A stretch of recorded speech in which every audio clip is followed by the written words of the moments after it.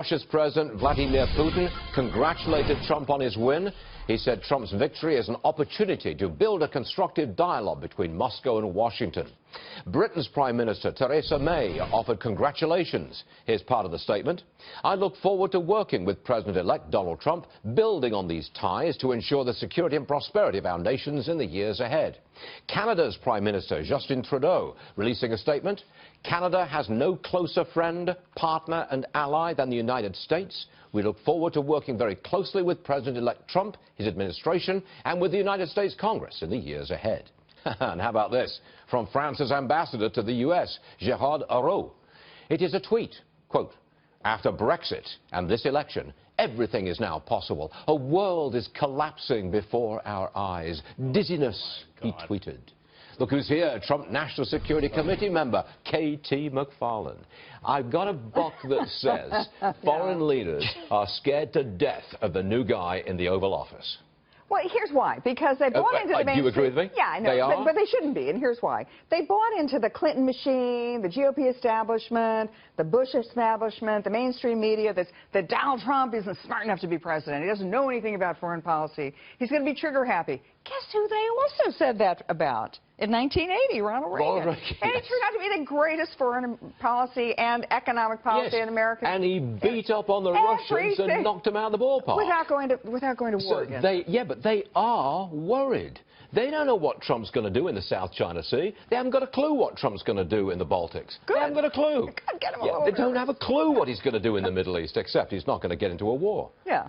Well, all of that is good. You know, every 40 years, the United States gets an opportunity to rethink the status quo because the economics isn't working, because the foreign policy isn't working. We are at the end of the post-Cold War period. Nothing works anymore, and so it's time for a rethink, and there are opportunities to do it. And maybe the French ambassador is saying the world's falling apart, it's dizziness. Guess what happens when the world goes through one of these? We rebuild. That's why America is exceptional and great. So it's that kind of wave change as of now. This is a revolution. This is a revolution. It's a revolution in economic policy and tax policy. There are a dozen iPhone-like disruptive technologies just waiting to be mass-produced. We've already invented them, but they haven't been mass-produced yet. 3D printing, nanotechnology, bioengineering, self-driving cars, wearable medical devices. They're like a dozen iPhone-like technologies. Trump is going to cut taxes, and that'll be the investment capital for it. The money will come back from overseas.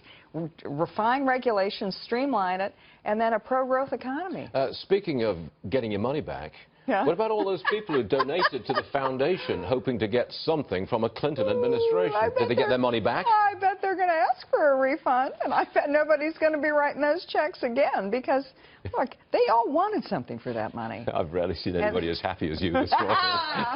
What a difference a day makes. Oh, my goodness me. Restrain yourself, lady. Restrain yourself.